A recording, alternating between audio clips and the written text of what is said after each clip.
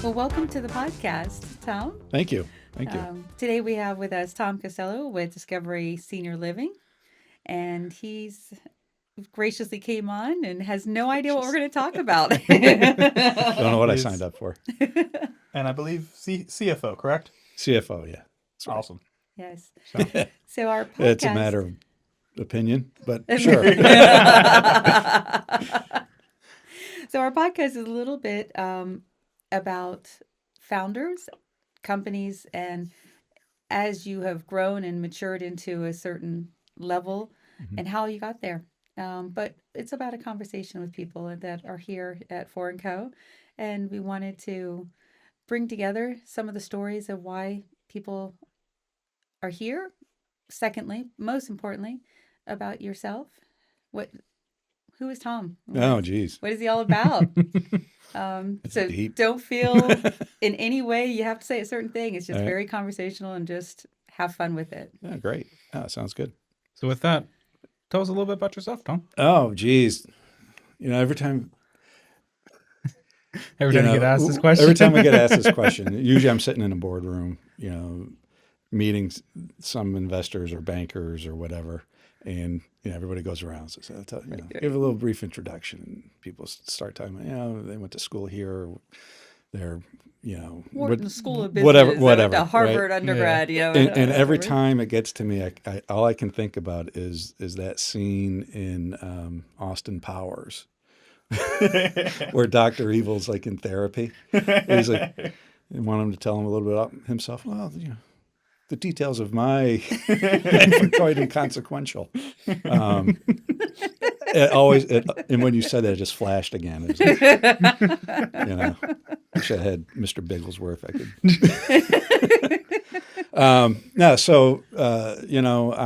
I'm originally from Massachusetts, born and bred up in Massachusetts. Moved down here. Which part? I grew up in a town called Pittsfield, which is out on the west side. On the west side of Massachusetts, and I went to school all the way Boston. to Berkshires. It is the county seat of the Berkshires. That's very good. All right. Wow. I was a travel agent for many years. So what was that? I was a travel agent for many years. Oh, were you? So yeah. Okay. Got to know a few places. She had some clients that lived in some odd places. Yeah, well, Pittsfield was a pretty odd place. And I lived in Boston, went to school out in Boston, lived there for a while, and then Get that Boston sound. Every once in a while it comes out. Maybe every once in a while. The funny thing about that accent is it goes from Boston as far west as like this town called Worcester. Yes. And then anything west of Worcester, you sound like, I think Worcester got the worst of it. My dad used to have a friend that was from there, Kevin, and he had the thickest accent you could imagine. Yeah. We tease him mercilessly. I never really got the really heavy Boston accent, but I moved down to Florida 30 years ago. Wow. Yeah, 30 years ago now. So time flies when you're having fun. I guess it does. Yeah. It was it was weird within a year, within the space of 1 year, I had met I got married, found this job that I'm now, almost 25 years later, still in. And, we started a family. So like you always say those most stressful things that you can do are get married, have kids, and start a new job. And I was like, well, screw it. I'm just going to do it all. Do it all at once. Get out of the way. I don't want to do it. I don't want to deal with it after that. The funny thing about that is the kids are still, kids still talk to me. My wife still talks to me, and I'm still employed by the same people. So. Funny story about your wife still talking to you. One of my standout memories from giving tours when we were under construction is when I first met you and your wife, and the first thing out of her mouth is, it's either this building or a divorce. Yeah. Oh my God. Well, the funny thing about that is we actually got into a fight on the way to see you. Because you're like, I like home. Why am I leaving home? We were driving here, and I took a wrong, I got the directions screwed up, and I ended up driving down 41 too far. That's usually how most arguments start. Yeah, so like the whole thing just started a fight. So when we walked into the parking lot, she wasn't even going to get out of the car. So it was just fresh off an argument. So that makes a little bit more context to that. Makes more But sense. it was she actually found the place. Yeah? Oh, yeah, nice. because our headquarters is actually down in Bonita Springs. Yeah. And so for the last dozen or more years, I had been commuting down there every week. Oh, driving geez. down, Oh, coming back, going down like on Monday morning, coming back on a Thursday night or Wednesday, Yeah. whatever. Yeah. And it was, That's rough. sucks. it does. In a 75 traffic technical and all term. that stuff. Oh, So we had gone through, what we call a recapitalization. Basically, we sold a big share of our company to a private equity group, and as part of that, one of the things Remote of me work staying on was I didn't want to do that traveling anymore, so I was just going to work locally, and I have an office in my house that I'd been working out of for a long time too. And so that lasted about a couple months. And that happened during COVID? Well, after COVID, but After, right during after, COVID, I was everybody was kind of Working from home. working already, from home, yeah. and so I was doing that. But when it became okay, this is going to be my routine now. I'm not going to be traveling as much as I used to. After about a month or two, my wife is like, yeah, this is not gonna, it's not gonna work, fly. man. Like, hey, I found this new office that's going up. It's close by, and I was like, oh, yeah, sure. I don't need an office. I'm fine here. No, you really do. So, I really think it would be great for our marriage. yeah, seriously. And no, but it turned out great. I mean, I remember that day very well. It was funny too. It was even funnier to me about the whole thing was by the end of the tour, you were thinking about just going to one person office, and by the end of it, she's like, "I want to be able to have access here too." I know. And you look at her like, "Wait, what?" The whole point is you want me to get away. I remember you looking at her in a moment of shock going, what did you just say? That's right. That's true. Yeah, that's very true. Yeah, but no, this has been great. I'm glad. Yeah, I love it here. So, and now we're expanding, right? So, It's true. So- So what brought you to Florida originally? oh God. So I was living in Boston, like I said, and worked for an insurance company in Boston. And we got bought out by another outfit out of St. Louis. And they gave me a choice, right? They said, you can, relocate to St. Louis.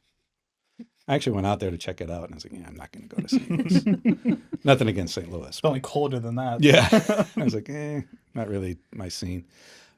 Or they offered me a $5,000 severance, which I was 25. I'd never seen that much money before in one place that belonged to me in my life. Right. So I was like, well, I'll take the money. And I had a brother that lived in Lakeland that had moved down there to Lakeland a couple of years before. He's like, just come live with me, until you find a job. Yeah. So, I was dating a girl that worked for that same company. She got laid off too. So we both moved down to Lakeland, found a job in Tampa. About a year later, I drove her back to Boston and came back to It's been Florida. nice, but- Been here ever since. Yeah. Nice. So just happened to have a brother that lived in Lakeland. He's like, well, come on down here, check it Yeah. out. So You migrated west west. from Lake. Oh, yeah, from Lakeland. Yeah, that was just I got a job at it was called Price Waterhouse at the time. Mm-hmm. Not Price Waterhouse Coopers, but got a job in Tampa. So I just relocated to Clearwater, Largo, and then eventually made my way up here after a few years. So you were in Pinellas County then before. You knew. I've been in Polk County, Pinellas, Hillsborough, and Pasco. Right. Yeah. So what brought you up to Pasco? I was working with a guy at Price Waterhouse who lived up in Land O'Lakes, and my wife to be at the time and I were looking for a house, and he said, you should come up to Land O'Lakes, up to Pasco County. I was like, God, why? And Like anyone in their right mind would have asked at yeah, that but moment in especially back in the We're 90s. talking about cows and cows and Yeah. And a two-lane road. in a dirt road that has no lights. And horses and orange groves. And Yep. he's like, well, the taxes are a lot cheaper up here than they are in Hillsborough County. And I was, That's what sold it. being a finance guy, I was like, oh yeah, that makes a lot of sense. So, we found a builder, a development that was going up here, and we didn't know what we wanted to do. So this builder made it real easy. He's like, you get this house and you can pick the color of the cabinets and the color of the carpet. And we're like, perfect, because that's about all we know what to do. And so we ended up here in Land O'Lakes. It was 98, 99, and have stayed ever since. So That's awesome. amazing. That's awesome. Have you stayed in the same house? Or have you moved? no. About 20 years ago, we sold and bought this house that we're in now, and so we've had two houses here in Pasco. One starter home, and then the one that we're in now. So. Well, funny story. When my husband and I married, he lived in Egypt his whole life, lived in England for several years, and then I brought him to the United States, kicking and screaming. He wanted to stay in England, but I think he thought I was English. Yeah. But that was me okay when he met me, but I discovered that it was American and went, wait a minute, what does that mean? So brought him here, and we bought our first home after living in an apartment. For my first time in my life, I'd never lived in an apartment before. So I was kind of like, yeah, we need a house. Yeah. We're ready for a house after a couple of years. And we built our first one, and we had just moved in literally the weekend. You know how that goes when you first move in, is like exhausting, all the things you do. And we're driving to work on Monday together. And we're driving down, you probably remember Landmark in Clearwater, countryside area. Mm-hmm. So we're driving down Landmark, and there's these beautiful, larger homes with gates. And what that might be nice for the next home. My husband stops the car, pulls over, and looks at me and went, what did you just say? Next home? Well, that'd be nice for the next house. He went, no. I go out of this house feet first. I went, whoa, we got a problem. I'm an army brat. We moved a lot. That was my life, just moving every couple of years. I don't do well with just solitary staying in one place. I need change. And he said, no. He says, so we had to negotiate a little bit, but the final negotiation was I could redecorate the house. I could paint the walls. I could change furniture out. He didn't care what I did inside the house as long as he didn't have to move. Oh, great. So we are still in the same house 34 years later. Jeez. Well, 30 years later. Yeah. So, yeah, we've done a lot of painting and moving and things, and walls haven't come down yet, but they might. They just might. Stop. So actually, off air, Tom was telling me he's actually been with Discovery kind of since the beginning. So he's kind of Really? a honorary founder, I would say, to some extent. I would. They call me the company historian. So when what we do is we own and manage, primarily own and manage retirement properties throughout the country. Mm-hmm. We also have a development company and a graphics design company and the interior design company and a home health agency. And but we started out as real estate developers.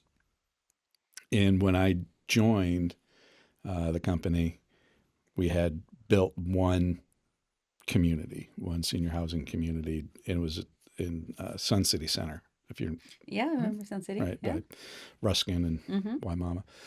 So we'd built one, and we were getting ready to open up our second one, which was also in Sun City Center. Which, hindsight being 2020, that's a lot to build. That's a lot of units to build in one pretty small town. That was a big deal in that moment in time. I remember when that was going up. Yeah. So I started when we had 1.5. I call it 1.5 properties under management, and now we're over 300, and we're in 36 states across the country. Good night. That's a lot of states now.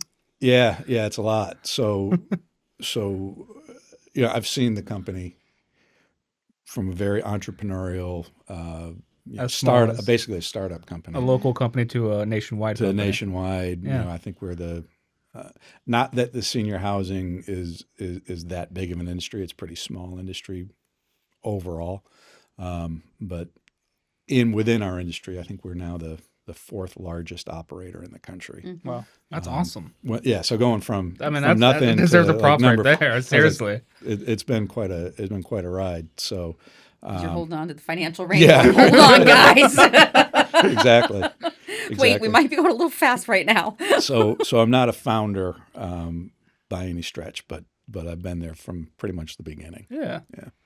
So what makes you part of, so I mean, I'm going to ask you a little bit more about in detail, what is it you guys do besides property owning? But also, is it part of it that you guys own the actual land and the property itself as well? Depends. So there's a lot of different flavors of ownership.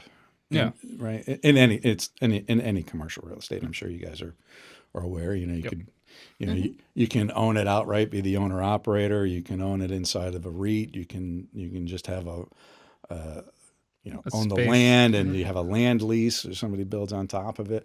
Or in our space, you don't even own anything. You're just an operator. You just lease the building and run your business in that building.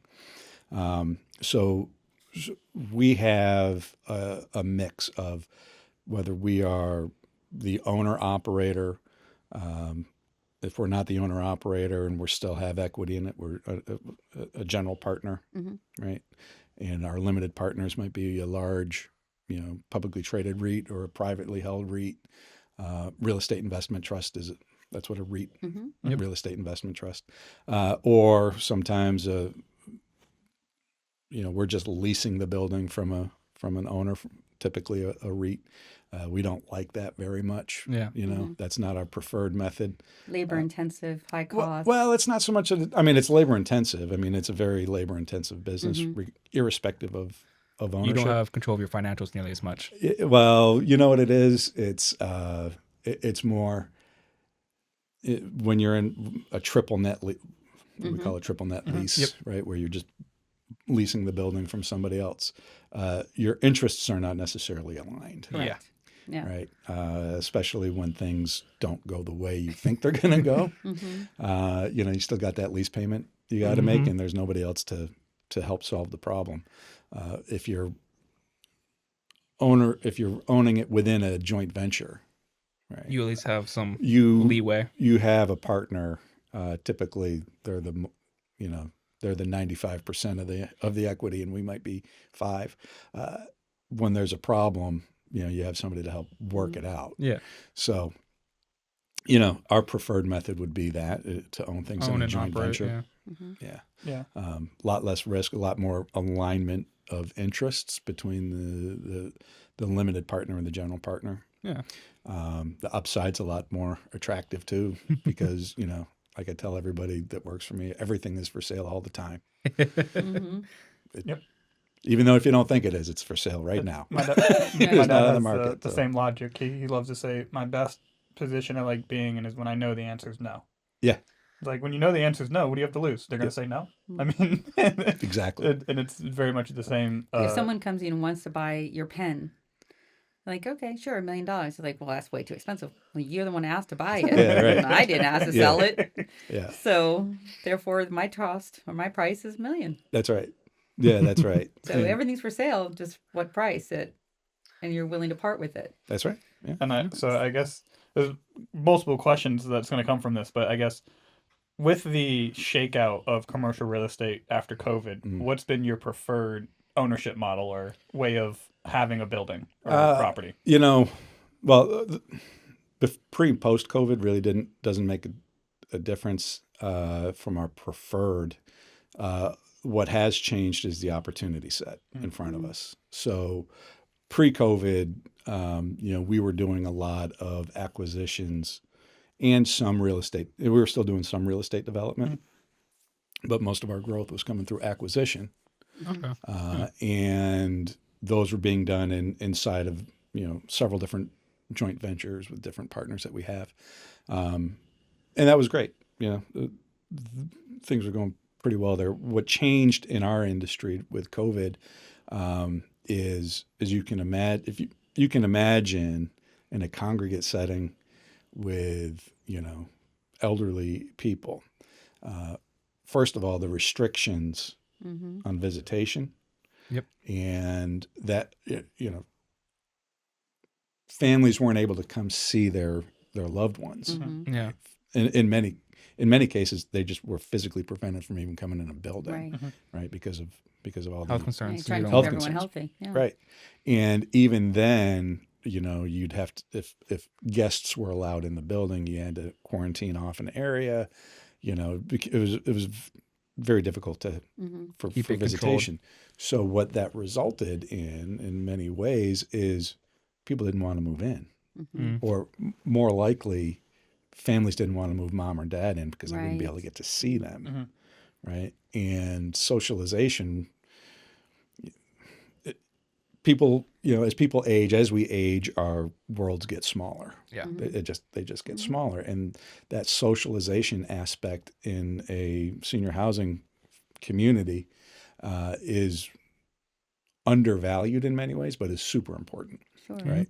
And we definitely saw that during COVID because the outcomes were becoming, outcomes were deteriorating. People were deteriorating because they're not able to see their family. They're getting depressed, and Yeah. you can just imagine the snowball effect that has. Sure. Oh yeah.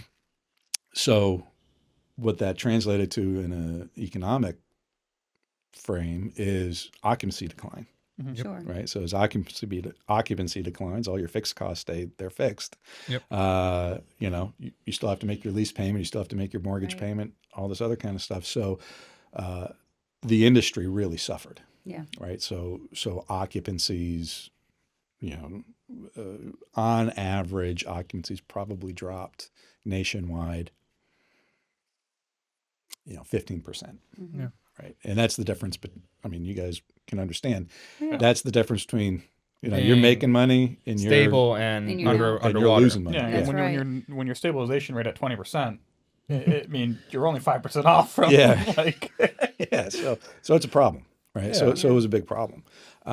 So what's happened as a result of the fallout of that, as we came out of COVID, occupancies generally did rise, Mm-hmm. Yeah. but the labor costs and the inflation that everybody's did been everything suffering, else, yeah. everything else went up. Your fixed rate didn't become fixed anymore. Exactly. And so there was a lot of pent up demand. So one of the good things that came out of it, though, was it was really kind of a coin flip in my mind whether or not people were going to come back. Mm-hmm. Yeah. Right. Because they can take services in their home, Right. right? Telemedicine and all that kind of stuff. Yeah. Pleasantly surprised that socialization aspect really became more valued. Yeah. Mm-hmm. People really did see that The interest of being it's connected with your loved important. ones. It's important to be able to connect with people. Yeah. Well, let's face it, too. People can only take care of their loved ones so long before they get burned out. And Oh, the yeah. caretakers can't do any more, and it's more than they bargained for. Yeah. Like, we got to do something with mom or dad or Aunt Millie or whatever because this is more than I can deal with anymore. I mean, we're speaking from our own personal experience Right. with our grandfather. Mhm. When grandpa came in, he was a military man. He was very regimented, very scheduled. He had his dinner, breakfast, and lunch scheduled on the T. Like if it was a minute late, you heard it and Yeah. you knew that it was late. And there's also part of it that when you start seeing them not become, he degenerates. Then they lose the person they were before. There is a huge aspect of that disassociation connection to that person because you can still see they look and they sound the same, but they're not the person that you know. Yeah. And then you think you can leave them alone, oh, they'll be fine. They've been alone for all their life, and then you realize, he didn't get up all day to go to the bathroom, and he That's just right. soiled the chair. Yeah. Yeah. Or he And wakes up in the morning in his underwear and he's looking for his car keys. Like, Dad, you haven't driven in 3 years. We're not doing that today. Yeah. yeah, Or they're going to the gun range. Where's my gun? No, we're not doing that either. Yeah. That, people did, that became a real issue with people. Yeah. Right. And the caregivers, you bring up an excellent point that people get worn out. Yeah. And that was another reason why occupancy in our sector rebounded pretty quickly Sure. because, Yeah. The adult children, They have their lives. we've been taking care of mom or dad, and it's too much. We need to do something. Home health care is too expensive. Yep. And when you look at the overall cost, it's like mom or dad would be happier somewhere that they have other people. They've got 24/7 care available to them. They've got food that I don't have to prepare and bring and make sure they have got all the time. Yep. And they've got someone to help bathe them and take care of their daily needs. I don't see the cost differential making a difference to me anymore. This doesn't make sense. When you really kind of break it down, you know, what you're getting versus what you're paying. Sorry. Oh, you're good. Yeah, that's all right. What you're getting versus what you're paying, it's really becomes very affordable in many cases. Yeah. Now, it's a spectrum. Absolutely. It's a spectrum. There's super high end, places that They have pickleball courts, and they have pickleball the courts, IV court, IV trips for them. Yeah, it's wonderful if you can afford it, right? But the problem, honestly, is the number of people that need versus the availability. Yeah. Everybody, all the developers, we all want to build to service the clientele at the top of the pyramid. Yeah, sure, because they can afford it. Yeah. And you can just build wonderful properties, and but it costs money, Yep. right? And it's expensive. The problem is, only a small sliver of the people at the top can afford it, but that need exists. And the funny part is, even those people at the top of the pyramid, they're not going to go to you. They're going to go to their own services where they're going to pay it to have it come to them and take care of it. And that's where that socialization aspect comes in, right? Absolutely. Because there are a lot of people that they can afford it. They can afford to bring in 24-hour care if they wanted to. Yeah. But, then they get locked in their home and they don't see people, and, they deteriorate that way. So Yeah, and for us, thankfully, my grandfather was a veteran and had full 100% disability, so was able to get relief from the VA. But we had to take him to adult daycare. Yeah. I mean, it just got to a point where we couldn't leave him alone. I mean, having the nurse come check on him, but it was funny because you take him to the adult daycare and then you would hear about all the drama at the adult daycare. You're like, wow, they still they're just very social. They're just like low school kids. My grandfather would come back and say, yeah, two women got in a fight today over him. And I'm like, oh, that's not something I want to imagine. Oh, man, I could tell you some. I could tell you some stories about that. I definitely. Suffice to say, they're people. Yeah. They are human beings. And they have needs. They have needs just like everybody else. And just because, you're 80 years old doesn't mean that necessarily changes. Oh, yeah. Exactly. I mean, my girlfriend's mother, she deals with literally taking seniors out of their homes to relocate them to senior living facilities. And one of the things that you will always, there's 3 things you can check off the list that are the most random, but like you said, they're people. Yeah. Sex objects. Yep. Photos. Yeah. Explicit, yeah. photos. Yeah, I know what you meant. Yeah. And also drugs that you didn't realize that they got into in their older age because they had so much more time on their hands. You're like, oh, I didn't realize my grandfather smoked. Yeah. You're on 500 milligrams of Vicodin. Xanax. You're doing things that I had no clue about, and you're like, yeah. And she's the person going through it. She has these gatekeeping of secrets that most of her family members. She's like, no, don't tell them. That's not worth telling them. They don't need to know that. Yeah. No, they're people. Yeah, precisely. So you shared with me something that you are a musician. I was. Yeah. I am. Yeah, I am. I was. But Tell us about that. So, I had this dream I was going to be a rock star. I started playing guitar when I was 7. I still play. Oh, nice. Still play to Electric or acoustic? Primarily nowadays I play acoustic primarily, but acoustic, electric, depending. I was in all kinds of different bands, so depending on what the song was, bass guitar as well, and sing and all that kind of stuff. But yeah, that was going to be my gig. That was my thing. Songwriter too? I wrote some really bad songs. What songwriter hasn't? Yeah. Through high school and college, even after college, and when I was living in Boston, I was in a bunch of different bands. One of them in particular that, we were really trying to get a record contract, and we were, gigging all over New England. We're starting to get some airplay on college radio. Yeah. But, What was that one band guy name? quit, and then the whole thing kind of fell apart, and I ended up in Florida, and, so. Florida ruined it all.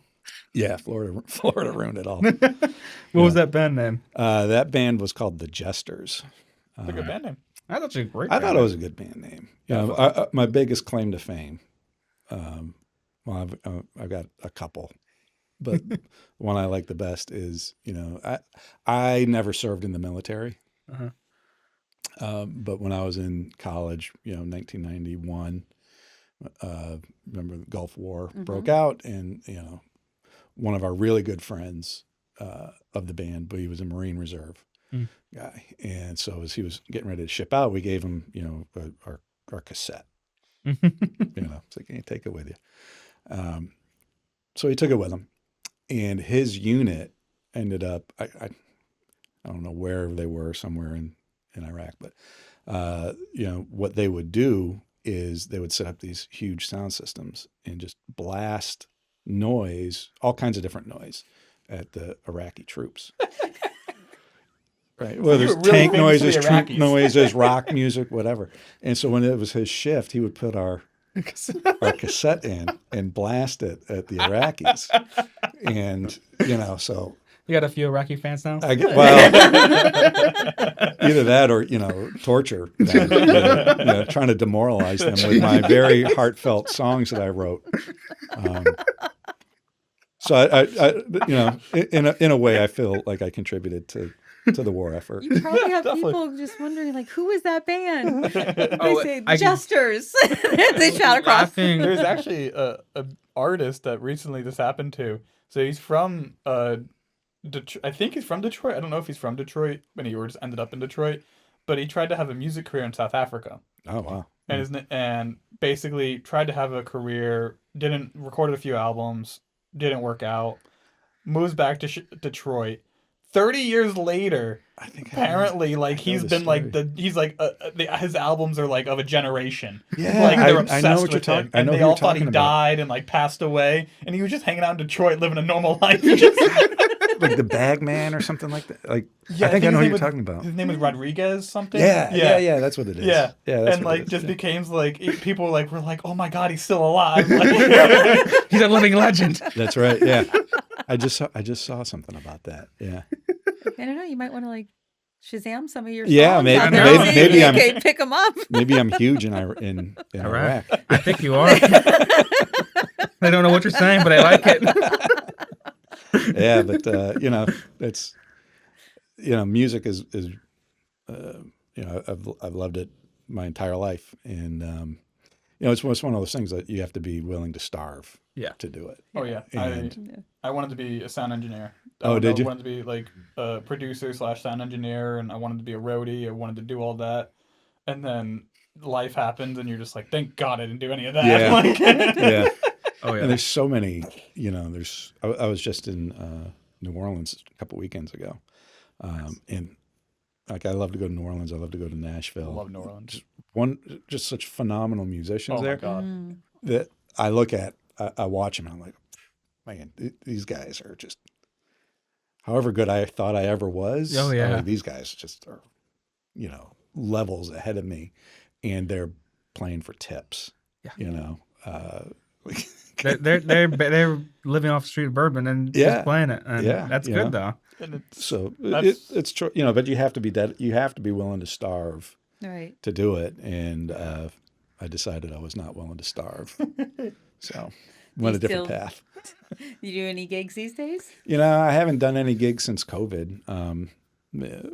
I had, when I moved down here, I was in a bunch of different bands, and then getting married, raising kids, kind of took a break for a little bit, but then fell back into it with a bunch of guys that, I met one of the guys that his kid played on my daughter's soccer team, and so we started, Talking and yeah. playing there, and I did a lot of solo guitar, singing, just doing solo work at all kinds of different microbreweries. That was a big thing. Oh yeah. Still is a big thing. They always have, guys strumming a guitar, singing.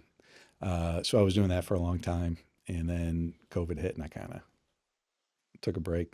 Yeah. My kids both played piano and guitar, and I got involved with their, church group, kind of helping them out there. So that was a lot of fun. The worship teams are fun. Yeah, the worship. Yeah, like there was a small church that the worship team was.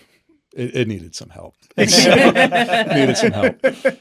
Need some organization. So I got the kids involved in it, and I helped them out, and so that was a lot. That was probably one of the most fun things in my music / quote unquote music career was working with the kids on the worship team. That was a lot of fun. I don't think you're done. I think I'm hearing that you're going to be playing again. Maybe every Just once in a while. Passion is Just in take you, a week. okay? Just go to New Orleans, find a few places, set up shop for a little bit. Yeah, You'll be good. yeah, yeah. Have some fun with it. Usually it's like on a Friday night now. It's just sitting out back, having a whiskey, picking some tunes. I'm kind of convinced at this point that I think the new trend in houses, how movie theaters for a long time were big trends and like the bougie thing to do in having a house. Yeah. Still I think is, the huh? new thing is going to be like listening rooms.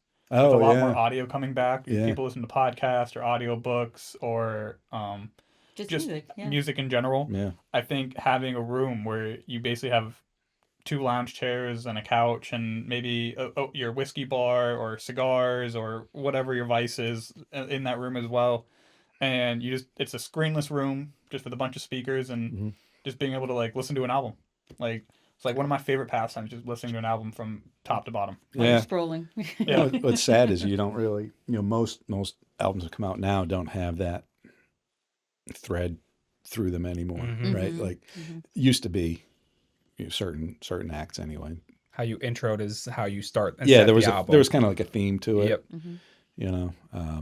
But now it's almost more like the way it used to be back in the 20s. 50s, 60s, where you're just putting out singles. Yeah. You're just putting out 45s. Everything's a mixtape. Yeah. Yeah. Yeah.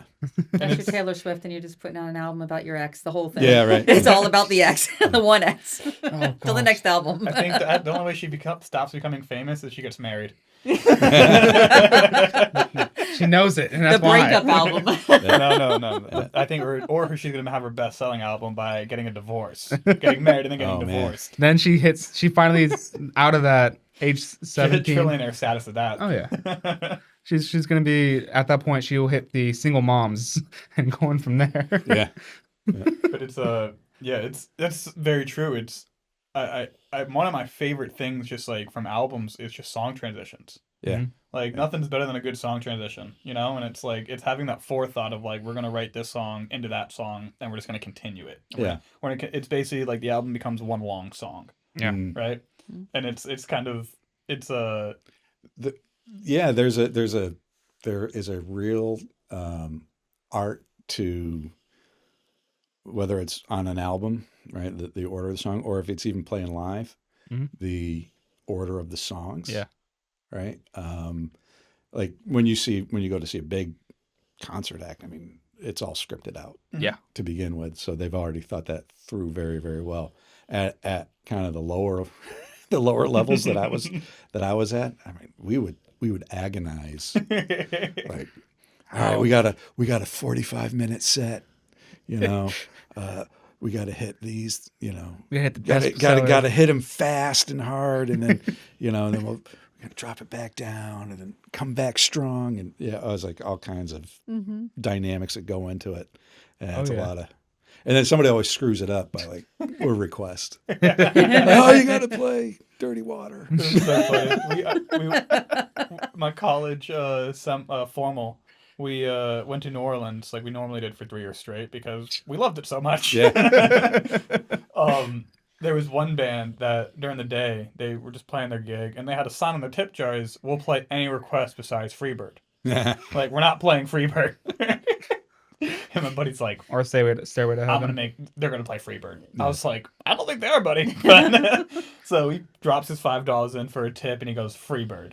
And they go, we're not playing it. And he goes, and throughout like at least like a 10-minute, 15-minute sprint, he's just yelling out, play Freebird. And it just progressively gets to the point where he's like screaming at the top of his lungs, like demanding that they play Freebird, to the point where like, dude, if you don't shut up, you're going to get us all thrown out. Like, I think I met that guy. I was playing in it was like in Rhode Island someplace. I don't remember. Anyway, it doesn't matter where it happened.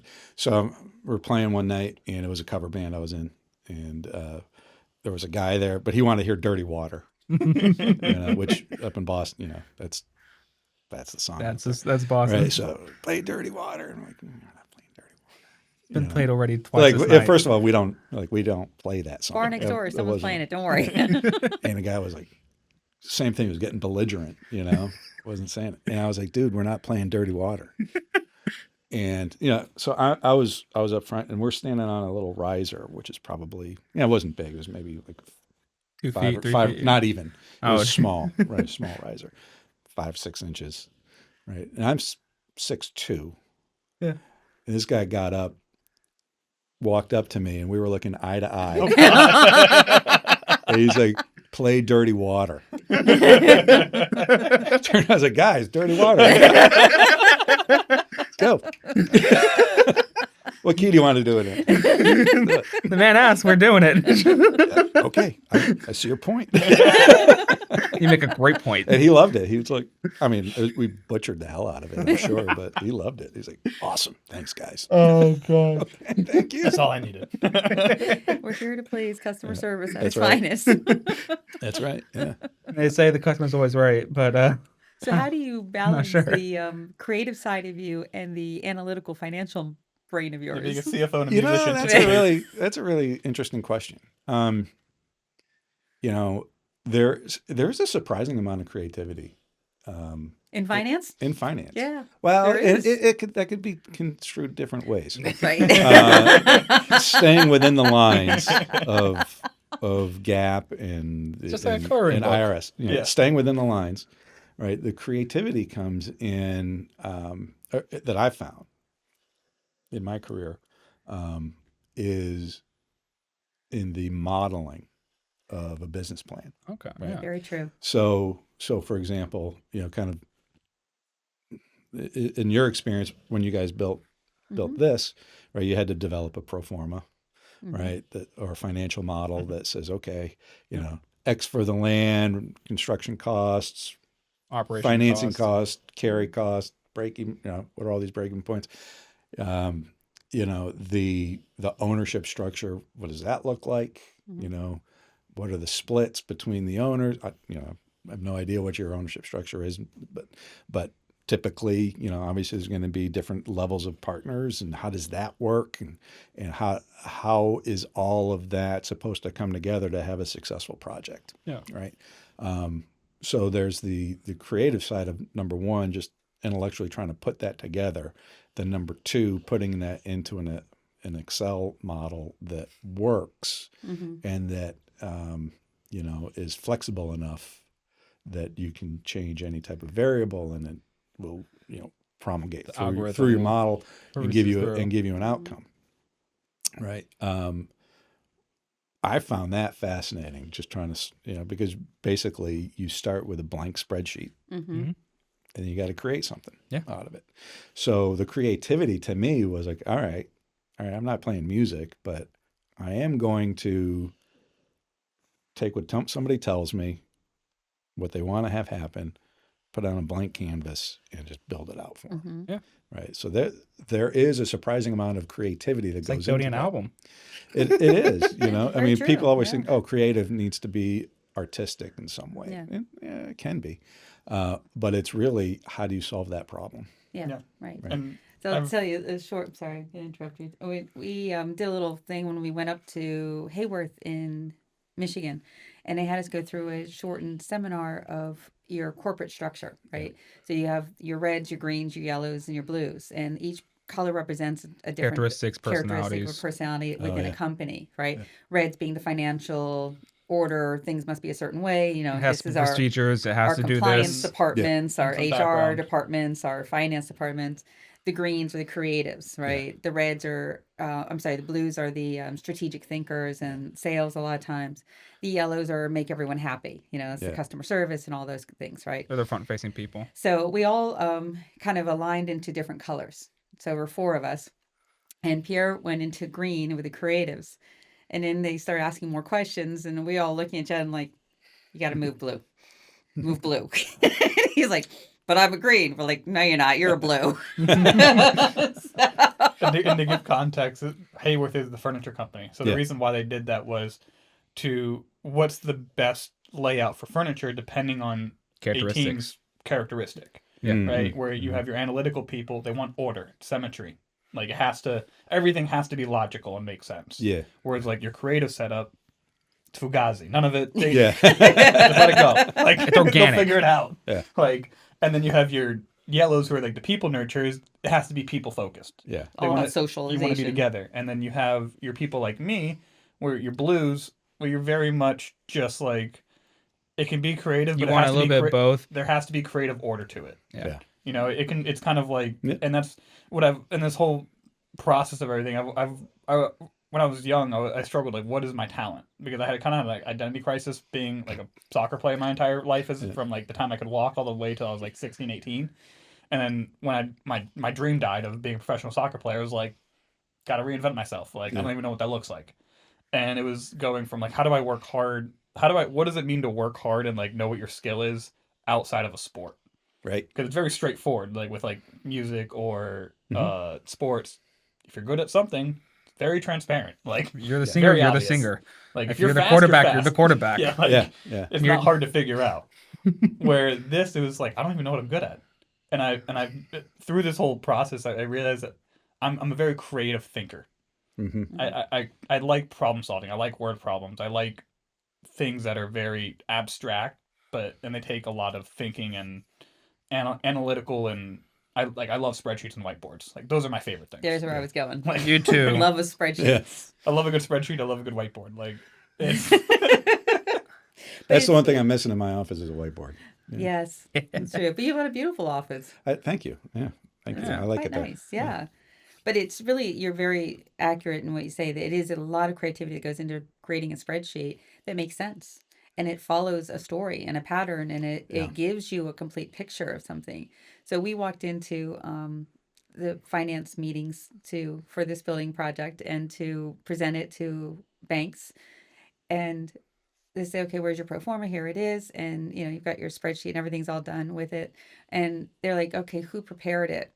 Mm-hmm. Because they didn't look to any of us like we were the ones who had actually prepared it. They're like, where's the guy behind the curtain? Yeah, You yeah, know, yeah. Where is he? I need to talk to him. I'm 23, 24 at the time, and just That would be, yeah. that would be me. That'd be me. And it was funny to watch people's reaction, because you have very seasoned professionals who are quite used to pro formas and Yep. financial statements, and they're like, I got to rethink how I phrase my questions now, because he's just a kid, right? How am I going to talk to him and he's going to understand what I throw at him? Yeah. But with that being said, is if you understand the financial modeling of what you're doing, and you get the big picture, and you can get granular to it, and you can get down to the nitty gritty details, and you can make sense of it all, and spit out outcomes that people want to understand. You know, what's your NOI, what's your ROI, whatever. Then it starts making sense to everyone. And you're like, okay, we're on the same page together. Yeah. But you have to get to that point of an idea of taking care of mom and dad in a retirement facility, what that looks like from the emotional level, and then translate it into dollars and cents and into a company. And is it a financially viable company? And some companies, you'd say, don't do it ethically, right? Oh, If for they're sure, all yeah. about the dollars and cents. They're not about the emotions whatsoever. And others are maybe too focused on the emotions and not on the dollars and cents part. Yeah. Right? And you've got this balance always to achieve to make everyone happy on both ends. Yeah. You know, interesting. I've been in senior housing, 24 years now. And I've seen a lot of operators. And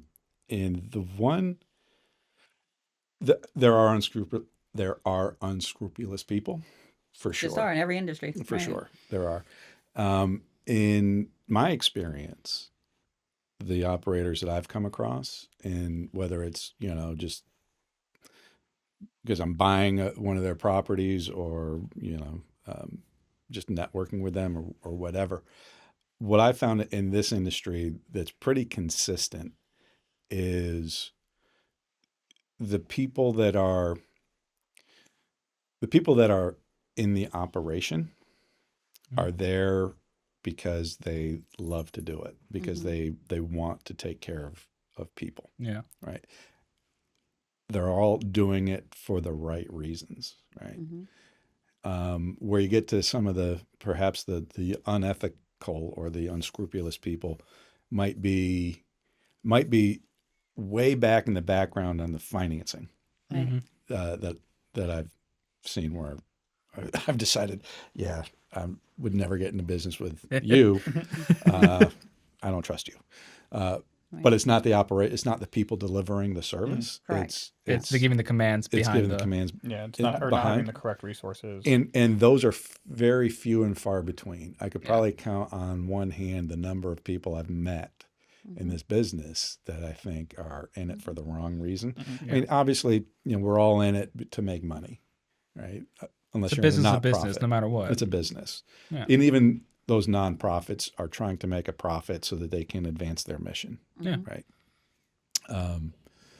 Very few people that I've come across in senior housing are, really trying to, put profits over people. That's the buzzword that you hear all the time in any type of lawsuit. This company's putting profits over people, Yeah. and I've actually never seen that happen. Yeah. With any of the operations that we're involved with in any of our ownership groups. It's always been, and COVID was a perfect example of this. What do we need to do to take care of the residents? Yeah. Not from my company, but from the ownership, Right. Yeah. right? The capital partners. What do we need to do to make sure that our residents are safe, taken care of, right? And just doing the right thing by them. It was never, how do we squeeze an extra nickel out of them? There is an aspect of that because, like I said, You have to make money. we have to make money, and so we Yeah. have to make sure that we're good stewards of that. But by and large, in this industry, people are trying to do the right thing. We're trying to do well by doing good at the same time. Yeah. Right. This is the way I kind of Right. look at it. Exactly. Yeah. And it's so How does Discovery bring in, is it amenities driven? What do you do to differentiate yourself in the industry? That depends, and it kind of goes community by community. So Discovery as an operator, what we bring that we think is different is not so is a different answer than what makes a community different from its competition. Yeah. Right? At a community level, everybody's going to say, "Oh, we got the loving staff." Everybody's got loving staff. Yeah. We have a great dining program. Probably don't, but everybody's going to say that, right? Yeah. Everybody kind of says the They same. want to make sure they're taking care of the people who are They're fed. all going to say the same three or four things that separate them. But honestly, what it's going to come down to is the same things that it comes down to in any commercial real estate. Is the location. You got a good location. You have a good reputation. Have you have a reputation of good outcomes, right?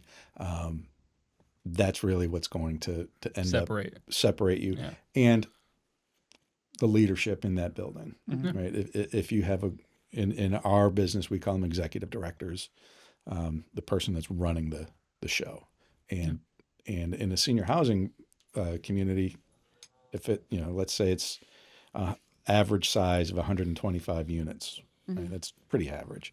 You're probably going to have 50 employees, 50 to 60 employees in that thing. That's a lot of people That to is a lot of manage. people. That's a big operation, right? And if you have good leaders in that building, right, you're gonna be okay. If you have a lousy leader in that building, I don't care where your location is. Absolutely. It's going to be terrible. And no matter what your corporate structure is. It won't matter, right? I've seen great operations run by the mom and pop shop, and then we take over, and it takes a nosedive because we lost The leadership. the leadership, that magic sauce that made it work. What my company does that's a little bit different is, the model for these larger national operators, it's really never been done successfully at a large scale. There are large scale operators in our space, but their outcomes tend to be mediocre, right? And They get spread too thin, basically. they get spread too thin. It's a very hyper local business. Yeah. Right. It's hyper local marketing, and the business model is or what's typically happened is you start out as a small operator in a local geography, become regional, Get a little bit more get weight. good, Yeah. more people want you to work for them, and so you take on more and more. And we were that way. When I first started, and we developed our first portfolio, it was only 6 properties, but there were big properties like 350 units plus. So these were, by our standards, these are very large. But I knew everybody. Yeah. Right. I knew every executive director. I knew their spouse. I knew their kids were. Your son just won some award or whatever. Right. Yeah. I knew them very well. They weren't a number. They were a person. They were a person. We were getting ready to open up buildings. I mean, I was bringing my tool truck down there, punching out units, getting it ready for CO. So I knew, we knew intimately everything that went on. So when there was an issue, we knew what the answer was. As you grow, get from 6 to 12, okay, it's a little bit tougher, but you can manage it.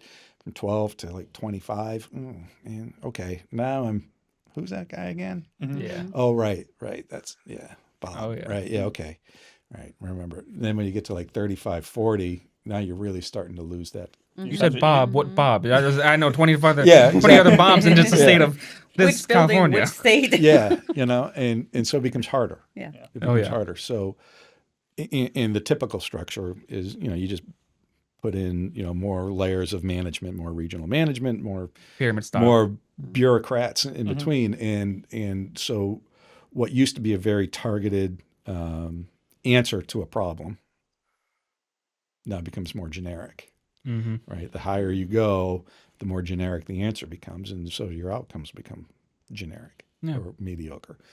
So we recognize that because we lived those, lived through all that pain.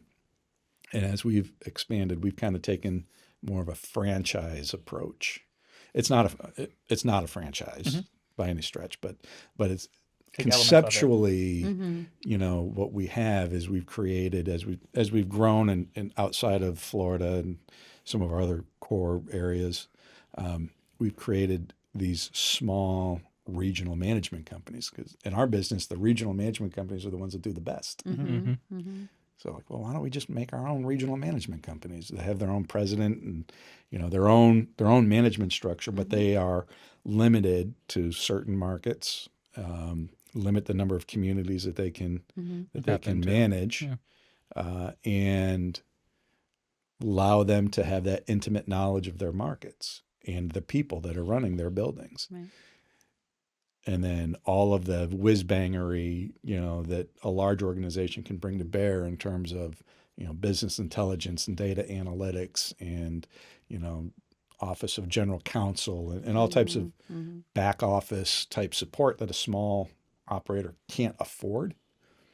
We now provide that, like all the data analytics for a community, whether it's staffing, dynamic pricing, things of that nature, that a local operator, they might know it by gut feel, but they don't have the data behind them to really back that up.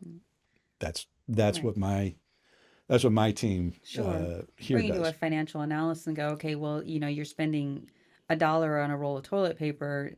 We got a contract for that for you, and it should cost you 80 cents, Exactly. not $1, right? Yeah, exactly. And so here, let's give you this information because we've got bulk and volume.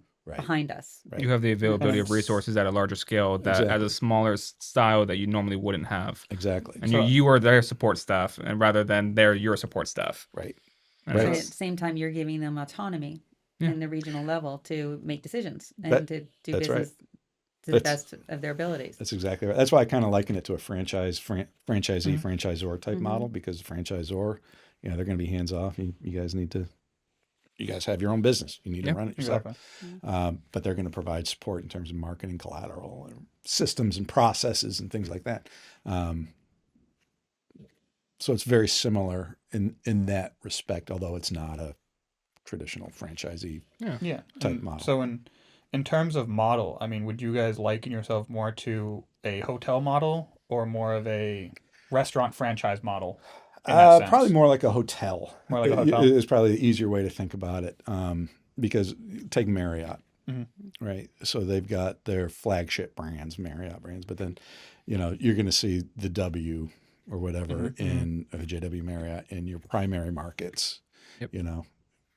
We do the same thing. And if you get to, smaller secondary markets or, the smaller products, Fairfield Inn or Spring Hill Suites or whatever it have, Courtyards, right? They all serve a different segment of the travel population. We try to do the same thing, where we have large continuum communities where you've got independent living and assisted living and memory care all together on a single campus in a primary market. We have a company that manages those, called Discovery Senior Living, or Discovery Management Group. They focus on the higher end primary markets.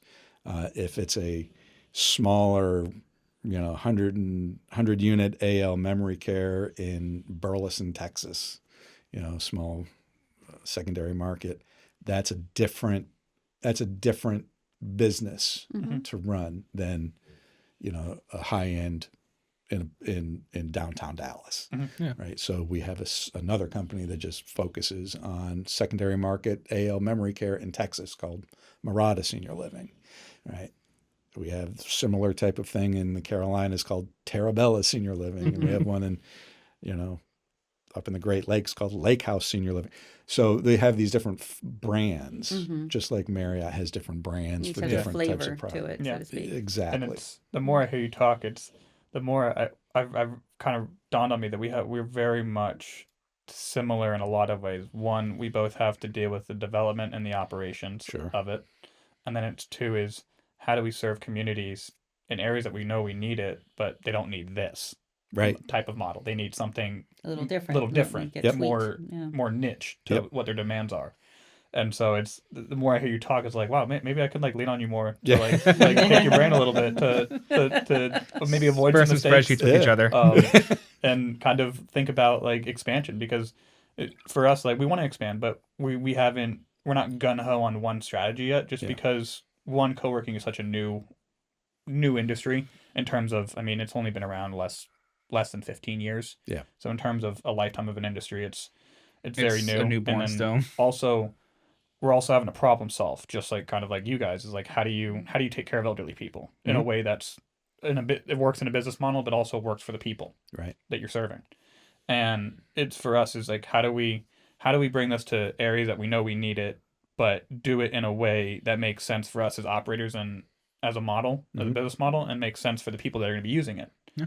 So it's very much, it's I would kind of joke too. People are like, how did you pick Lando Lakes? Seems kind of random. I'm like, I just followed Publix. I'm a Floridian. Oh God, yeah, that's the way I'm a to do it. Floridian. I've never seen a Publix lose. Yeah. I've never seen a Publix close down. Followed the demographics of where Like- growth was and looked for the public. If you got a Publix and a church, Yeah, it's a no-brainer almost. If you got two churches, you're doing great. okay, there you go. That's where you build whatever. Yeah. And it's- as long as you got Publix, you got a Walmart and a church. I think that's pretty much what people want. That's the basics of start a community, right? That's how you start a community and develop it from there. And it's almost like you have two sides of the conversation of the 15-minute city model, right? That people are fearful of, or more kind of like, oh, that would actually be good. There's two camps in that. But it's almost like I've kind of beaten this drum a little bit. I think right now a lot more people are focused on restoring the family nucleus. Yeah. and restoring like that important part of their life. And how do we do that? So, and it's, I think through buildings like this and facilities like yours, you know, it's almost like I feel like senior living facilities and co-working space should go hand in hand in communities, you know, because if you're able to have those two things together, you're bringing back a family nucleus in the sense of like, you have that balance between I can have my work life and make sure that I'm taken care of, but also I'm not too far from my parents or grandparents or whoever is in assisted living, you know? I mean, you talk about the fundamentals of a community. You're talking, like you said, a senior living, a co-working space, a school district, a grocery store, or a local farmer market. Those fundamentals itself is, like you said, it's a starter of a community that allows you to grow and allows you to be in a space that sustains itself. I mean, we're talking, you go in any time in history, they didn't rely on the trade routes on everything else to make their own village sustainable. They relied on what the village was able to provide for them. Right. Where it was the farmers that took care of the food. It was the hunters that took care of keeping predators away and guarding the village. It was just the basic needs that you had. And I think what you say is going to the family nucleus. We've as a community, as a nation, as people, we kind of forgotten that idea. Yeah. COVID kind of more or less put a precedent like, hey, this is something that's important. Like, really value this. Yeah. Well, in addition to that, you can add to, as housing has gotten more expensive, land has gotten more expensive, the size of homes are not expanding as they were through the 80s, 90s, and early 2000s. Now they're kind of contracting a little bit because, first of all, it's expensive. Second of all, it's a lot to care for when you have dual income households and both are working and you can't necessarily have anyone at home to take care of a house. And trying to pay somebody else means you have to take up another job. Right, exactly. So, and that all takes time out of your day and your transit. So if you've got to go look after grandma, grandpa, mom, or dad, as well as your own family and your work life, why not keep them more centralized to each other? Why does one have to be out so far from each other? Yeah, I think this is, I mean, you guys have a very interesting concept here,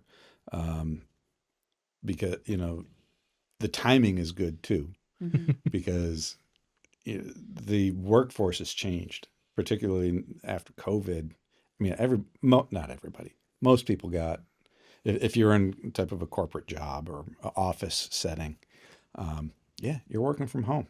And I was fortunate, having, it was part of an the transition. office in my house, and a big space out back where I can sit. Go play your guitar. I was set up nice, right? Like COVID for me personally meant I didn't have to travel, and I got the most concentrated family time that I could remember because my kids had to come home from school too.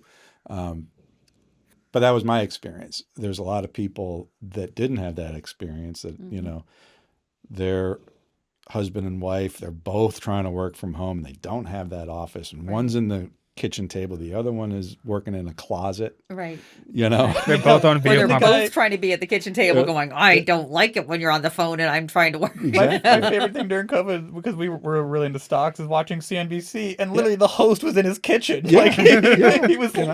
So not everybody has the infrastructure in their house to be able to do it, and then add little kids on top of that. I mean, my kids were high school and college at the time, and so that's a different story. But not everybody has that luxury that I was experiencing. Right. And but they did like the idea. They're not going to the office every day, right? Or so what I've seen in the hiring that I've been doing in the last couple of years is that flex time and the ability to not have to be in the office is, I don't care what people say on TV. The reality is that is still a demand. Yes. Oh yeah. From, that's still a demand from the workforce. Like, I don't want to have to travel, 40 minutes a day, 5 days a week. Precisely. Or an hour a day, 5 days a week. Each direction. Each direction. And go to an office that you hate. It's like, and deal with coworkers that you don't like. And I think the conversation of, well, how do you get people back in the office? I think it's a bit like, if I'm a corporate company that owns my own headquarters, I'm gonna have to take a look at my headquarters and be like, do I even want to be here? Yeah. Because like most headquarters are very outdated. They're not updated. They're only updated every 20 years. Yeah. Which isn't like enough, right? And you're putting employees in environments where they just don't want to be to begin with, right? Because of politics or people or whatever. Or and on top of it, and distance, and then on top of it, you're in an environment where it's white walls, gray floors, and Yeah. like no creativity or color. Yeah. Right. Yeah. Yeah, the flip side to that, though, is particularly that I found with younger workers, people just starting out in their career, it's hard to mentor and develop them Mm-hmm. Yes. remotely, right? Very hard. Yeah. Yeah, Teams and Zoom and all that, it's cool. And if I've got a more experienced worker, it's easier, right? Because they've got some experience, and they it's easier to kind of give them guidance and direction. But when you got younger folks just out of school, a couple years out of school, you really want to have that in-person interaction to help teach them. And I don't care what anybody says. When you're out of school, you still don't know anything. Yeah. Yeah. You're still processing what you learned in Yeah, 4 years you were in school. You don't know anything. Everything I tell people, everything they told you about finance, forget it. Right. This is what you really want to do. Yeah. So something like this, the value that I've seen is, I've got a couple of guys that you've seen, working up here on the second floor as analysts for me. I just want them here a couple days a week, and it's relatively convenient for them to get here. Yeah. But the flexibility of just, I want a place to come where I can have FaceTime with these folks. We can develop, some relationships. I can help mentor them, really teach them the ropes. Yeah. Is something you can't get from working remotely. So facilities or places like this, I think, are really are a great idea, because it gives you that flexibility where people can come and work together, collaborate together, but they also don't have that big commitment Right. of having this. If you don't show up to the huge- office today, you're fired. Exactly. Well, But no, I'm just saying about from the a overhead commitment. yeah, Oh, the that overhead part. commitment. You have Oh, your that build-out part. cost. You have your lease. You have you have to then, after you build it out, furnish it. Right. Or you may be just on a hiring spree for 6 months, right? And you just need to get those people trained and transitioned, and then they can break off into their own areas wherever they're going in the world. And you don't want to be committed for a long period of time when you don't need it after 6 months. Right. You're, And especially for, I think, a lot of smaller companies, I think my company is probably a bit of an anomaly in this type of a space. I mean, Actually, I think it's more of our direct. Is it? It's I a lot would it's have thought. becoming more norm Is than it- you would is it becoming imagine. more? Yeah. And we have a lot of, our biggest anomaly, I'd say, is probably Chris, the one that you met before. He does the ketamine therapy. Yeah. I would have never imagined ketamine therapy. When in you my- said in the that, I was building.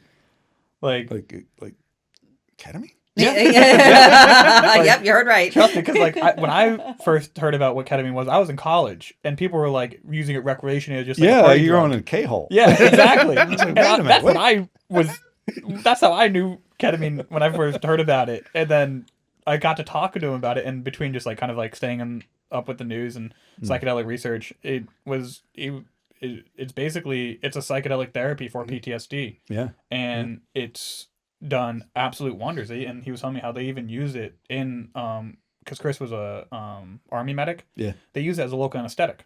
No kidding. Because it doesn't have the same effects for when you're in sedation when you're putting somebody under. Yeah. It doesn't mess with your chest and your Your respiratory. It and doesn't your put it respiratory. at too. It So you doesn't don't put have it to too have it. low to where you might die. Oh, okay. Yeah, because where- normal local anesthesia, it puts your heart, it puts your lungs at rest, so they're basically not even functioning on their own. So that's why you have to have the tube Yeah. to make sure you have an breathing for you. artificial lungs, basically.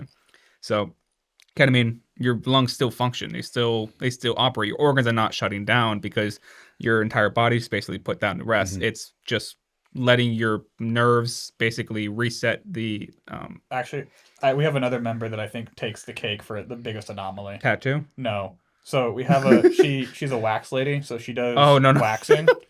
But another one of her services is vaginal steaming. And I've never heard of this until she brought it up, until that's what she told me what she does. And apparently it's an old Eastern medicine thing Really? where they put Housewives. herbs and spices in boiling water and they just steam it. Well, I mean, And it's supposed to help with like period cramps, supposed to help with like hormones, and hormones, stabilization. God knows It's a what. real thing. I That- mean, because there is some part of it. And But that's the biggest. And I was I- the biggest. I was like, speaking as a guy, and I am a guy, I'm not going to say I know more, but I know from the little knowledge I do know that there's some women that have trouble just having their own organs clean their own system, and that's part of where that system comes in. Having Okay. UTIs, vaginal yeast infections, etc. There's different things that it helps with apparently. That's the so. biggest anomaly, though. But So that, you are, I guess my I guess I friend. was looking at it from a different perspective. Where I'm As an corporate anomaly world, was from right? a corporate Yeah. perspective. so we've had a 60,000 square foot company that had Yes, that yeah, that's much, true, too. and they went down to 600 square feet. Yeah. But they were able to do so because they had a facility like ours that people could shift and come and go as needed, and their staff didn't have to be all here at the same time. And they still had the same number of people. Nothing changed. Yep. It's just their needs changed post-COVID. And so here they are able to service and do business the same as they need to. And they can still have meetings. They can still have big group together. Yep. And then they break off and do their own thing individually again. Yeah. Actually, our corporate headquarters down in Bonita is maybe just a little bit bigger than the building we have here. Mm-hmm. And it's transforming into more of a lot more, hotel space because we have a lot of folks that travel Yeah. nationwide. So a lot more people coming in, sharing flex space, and just needing a place sometimes just a couple days a month. Right. They just need a place to hang I their mean, hat. I could even maybe envision because you have the generation of baby boomers coming down. So what are we on? Like when you phase out the baby boomers, like are we on phase 2 now of baby boomers? For The generations. No, it's just For, continuing like, getting older? through. Oh, yeah. It's all baby boomers, but yeah. Everybody. Yeah, the baby boomers haven't quite hit my demographic. Yeah. Well, when it does, I could see it's kind of funny because like, you hear about the digital nomads that jump from Airbnb to Airbnb. Yeah. Almost like, what about the elderly couples that they still want to be active and still travel? It's like, Oh, yeah. but instead of doing that, they were going from assisted living facility to assisted living facility, and but in destinations where they still want to go visit. Yeah, we're actually trying to develop a new product of for a younger demographic, Mm-hmm. younger, and that's one of our concepts is if we can build these communities that are attached to lifestyle centers, Right. or close by these lifestyle centers, and you have them in desirable locations, destination type locations. Mm-hmm. You could actually have a membership where Right. okay, Right. you're renting your apartment in Daytona, but if you want to go to New York City for the weekend. New York City or Port Charlotte. Tennessee or some or the wherever. Outer Banks in North Carolina. If we have a community there, then you can Right. travel around and And you offer concierge level type Exactly. amenities and services so that it makes it fun and enjoyable. Why wouldn't you do that And you have instead of a stripped-down medical hotel needs, and you too, still have a where- That's full right. Because it's home more of life, it's right. more of a lifestyle product than a care. Yeah, you may have like Mm-hmm. a fibrillator, for the Yeah. chance that you might need it, or you might have an on-site nurse just to have. Yeah, if you want need to. it. Yeah, I mean, you got to be careful holding yourself out as a House providing provider. Yeah, assisted living services when you're not you have to have a license to do that. exactly. And the product that we're talking about is unlicensed. Okay. It's multifamily, age targeted multifamily. Oh yeah, but it's genius though because it creates brand loyalty, just like how hotels have created that brand loyalty through different kind of like properties. the idea was like that the whole Wyndham Vacation Club type of thing. Like, oh, you can go here, you can go there. Right. Sandals. There are people that spend their life on cruise ships now because they don't have to do anything and they get to go to cool places around the world. Yeah. Oh yeah. And that's become fun and enjoyable for them as opposed to staying at home. Sure. So why not do that in an environment where you go to places you really like or you have family close by or something. Right. And you can visit our friends. Well, thank you, Tom, for being part of Oh, our thanks show today. Thanks for inviting me. This was fun. Yeah. It was Really awesome enjoyed talk it. with you. Cool. So if anybody wants to learn more about Discovery, where should they go to find more information? Oh, discoveryseniorliving.com. That'd be your one-stop shop. Awesome. Does it have all the brands and models? It'll take It'll you, feed you there. Yeah. Yeah. We actually are pretty careful to not cross pollinate our, like our Marada senior living with this, people in Texas don't really care about people in Florida. Like they want to know that it's a Texas Exactly. company, not some knuckleheads in Florida that are running it. So we try to keep those separate. But Those discoveryseniorliving.com will teach you everything you want to know about it. Nice. Awesome. Well, I'm sure we'll have you back on the podcast sometime soon. And Great. I great. enjoyed it. Great time talking to you. Thanks, guys. Absolutely.